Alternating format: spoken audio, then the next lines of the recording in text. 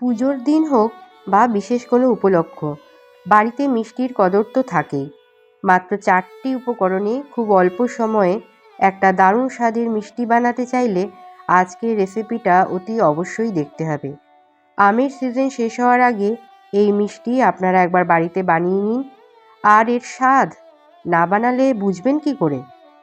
নমস্কার বন্ধুরা, আমি মধুমিতা। আমার চ্যানেল ননভেজ নিরামিষে আপনাদের সবাইকে জানাই স্বাগত।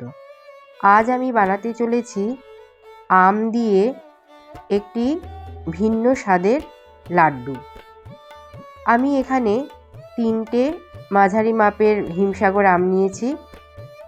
আপনারা যে যেরকম আম হাতের কাছে পাবেন সেই দিয়েই এই মিষ্টিটা বানাতে পারেন, তবে চেষ্টা করবেন আমের রঙটা যেন একটু সুন্দর হয়, তাহলে লাড্ডুর কালারটাও খুব ভালো আসবে। তারপর একটি চামচের সাহায্যে এইভাবে আমের পাল্পটাকে আমি বার করে নিচ্ছি। আপনারা টুকরো টুকরো করে দিয়ে দিতে পারেন মিক্সার গ্রাইন্ডারে। তারপর একটা স্মুথ পেস্ট বানিয়ে নিয়েছি। এরপর একটি পাত্রের মধ্যে 1 কাপ ডেসিকেটেড কোকোনাট দিয়ে দিয়েছি। আপনারা এর পরিবর্তে ফ্রেশ নারকেল কোড়াও দিতে পারেন। এরপর 3 থেকে 4 মিনিট শুকনো খোলায় এইভাবে ডেসিকেটেড কোকোনাটটাকে নেড়ে নিতে হবে। তারপর দিয়ে দিতে হবে আমের পাল্পটা। সব কিছু ভালো করে মিশিয়ে নিতে হবে। ডেসিকেটেড কোকোনাট থাকলে বাড়িতে খুব সুবিধা হয়, আপনারা যখন তখন বিভিন্ন রকম রেসিপি তৈরি করতে পারেন। গ্যাসের ফ্লেমটাকে লোতে রেখে ক্রমাগত নাড়তে থাকবেন, না তো পাত্রের নিচে লেগে যেতে পারে। তারপর দিয়ে দিয়েছি বেশ খানিকটা এলাচ গুঁড়ো আর 1/2 কাপ মতন কনডেন্সড মিল্ক। আমি যে কাপে 1 কাপ ডেসিকেটেড কোকোনাট নিয়েছি সেই কাপেরই মেজারমেন্ট করে আমি 1/2 কাপ কনডেন্সড মিল্ক এখানে দিয়েছি। সব কিছু ভালো করে মিশিয়ে নিয়ে ক্রমাগত আমি নাড়তে থাকবো। এই অবস্থায় গ্যাসের ফ্লেমটা লোতে রেখে দেবেন, না তো পাত্রের তলায় লেগে যেতে পারে। 4 থেকে 5 মিনিট আমি এইভাবে নেড়ে নেওয়ার পর দিয়ে দেব 1 টেবিল চামচ পাউডার সুগার।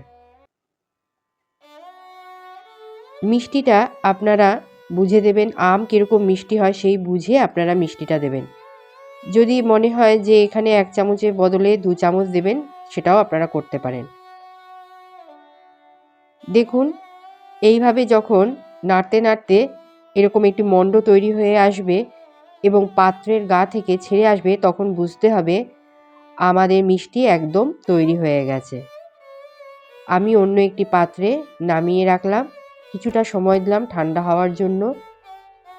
এরপর এইভাবে হাতে গোল করে আমি তৈরি করে নেব এক এক করে লাড্ডুগুলো। ঝটপট রেসিপি, কিন্তু এর স্বাদ অতুলনীয়। অতিথি আপ্যায়নে এরকম একটি মিষ্টি সহজেই বাড়িতে বানিয়ে নিন। অতিথিদের মুখে হাসি আর আপনার হাতের প্রশংসা দুটোই কিন্তু নিশ্চিত। আমি এটা যাতে সুন্দর লাগে সেই জন্য ওপর থেকে ডেসিকেটেড কোকোনাটের একটা কোটিং করে নেব। আপনারা চাইলে উপর থেকে বাদাম কুচি দিয়েও সুন্দর করে সাজিয়ে পরিবেশন করতে পারেন। তাহলে কেমন লাগলো আমার রেসিপি?